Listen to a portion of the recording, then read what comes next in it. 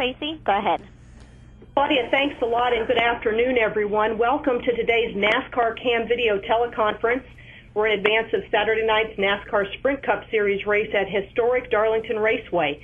And today we're joined by Jamie McMurray, driver of the number 1 McDonald Chevrolet, that also will carry a very special Bill France Jr. decal in honor of Mr. France's induction into the inaugural NASCAR Hall of Fame class. That'll be on May 23rd in Charlotte. Jamie, of course, is our reigning Daytona 500 winner and is currently 19th in the points with 2 top 5s and 3 top 10 finishes. He's had 9 starts at Darlington, posting 2 top 5 and 3 top 10s, and he finished 22nd in this race there last year. Jamie also will pull double duty this weekend. He'll be driving the number 88 Hellman Chevy for Junior Motorsports in Friday night's NASCAR Nationwide Series race. Jamie won at Darlington in nationwide competition back in 2004, and on Friday night he'll be making his 175th NASCAR Nationwide Series start. Jamie, thanks so much for joining us today. Yeah, thanks for having me on, guys.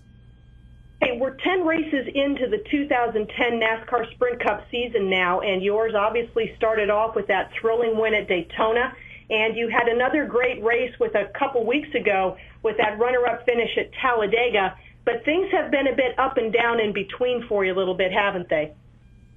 Yeah, we've run really well on the plate tracks and have actually had fast cars really every week. We just have had a hard time getting the finishes out of those. But you go every week and you try to make your car as fast as you can, and the guys have given us really good cars, and I feel like we've made good decisions. We just haven't gotten the finishes. So hopefully, we can continue to have the quick cars and get some good finishes out of them. All right, good enough. Claudia will now go to the media for questions for Jamie McMurray. Thank you. The floor is now open for questions. If you do have a question, please press star 1 on your telephone keypad at this time. If you are using a speakerphone, we ask that while posing your question, you pick up your handset to provide favorable sound quality. If at any time your question has been answered, you can remove yourself from the queue by pressing 1. Again, ladies and gentlemen, if you do have a question, please press star 1 on your telephone keypad at this time. Please hold while we poll for questions. Thank you. And our first question comes from Terry Murphy of the Final Lap Radio. Please state your question. Hey, Jamie, thanks so much for being on with us today.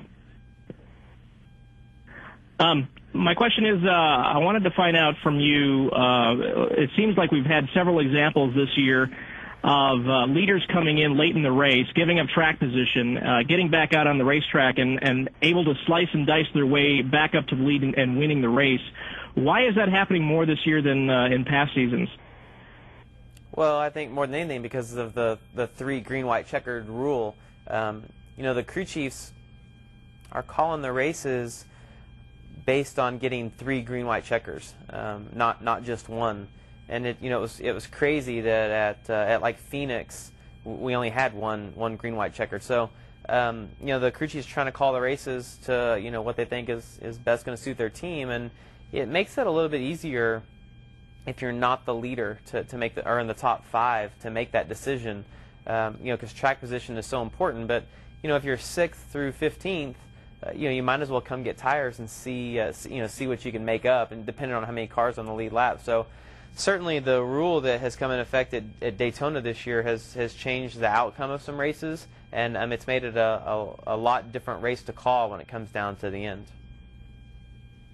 And how about your Nationwide Series racing with Dale Jr.? Are you happy to be in that ride and having some fun and driving some good equipment with Dale Jr.? Yeah, we had a really good run at Richmond. We I thought we had the best car at Talladega.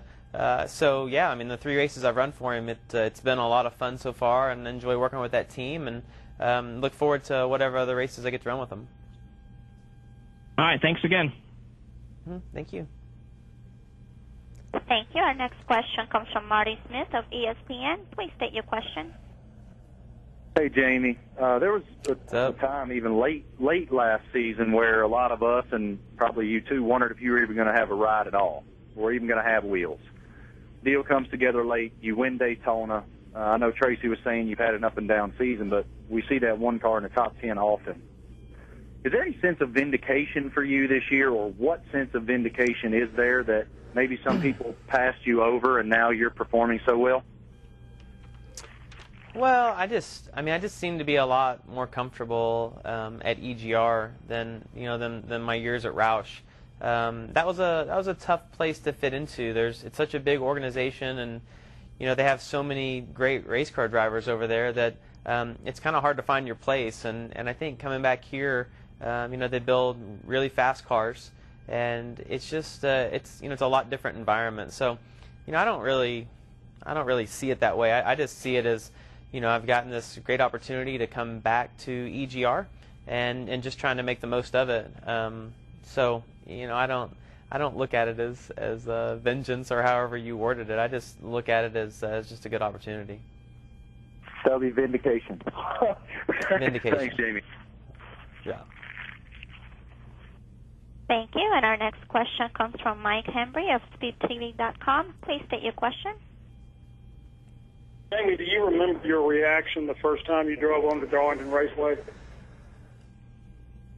First time I went to Darlington, you could still test, and I went there and tested with the Bruco Busch team at the time, and I had watched Mark Martin in, I think it was the Winn-Dixie car for the years prior to that, just, murder the field. He'd win by what seemed like laps. And the track was a lot different then because of the give up that the tires would have. Now that they've repaved it, it's not quite, tires aren't quite as critical. But it's a really fun racetrack. There's so much history at that place, and I don't really know of any drivers that don't enjoy going to Darlington. I wish we could go there twice. I wish there's certainly some tracks that I wish we didn't go to twice, and Darlington is somewhere that I wish they could get their second date. If I'm remembering right, you won a Busch race there. Is the sense of achievement more with that track because it is such a tough track to actually win a race there? Yeah, that's really when I listen to my stats from there, they don't sound that good. That's been one of my better racetracks. We have had really fast cars there. Really, I don't remember ever going there and not running well. We just haven't finished well. But yeah, that's one of those tracks that I think all the drivers, over the past 50 years, it's always been a place that's really hard to win at, and it's got a great reputation for being tough, and everybody wants to be able to win at Darlington.